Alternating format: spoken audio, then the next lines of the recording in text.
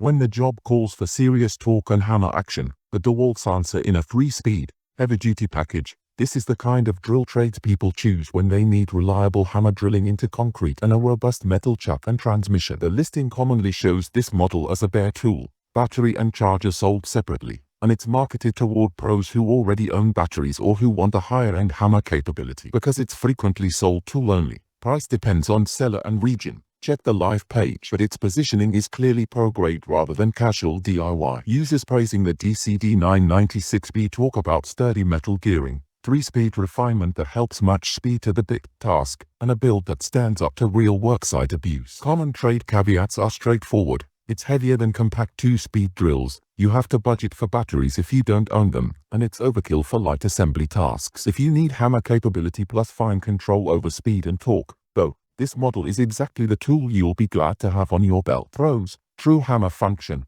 3-speed control, pro durability. Cons: their tool pricing adds battery cost, heavier than compact drivers. We share buy links in description box.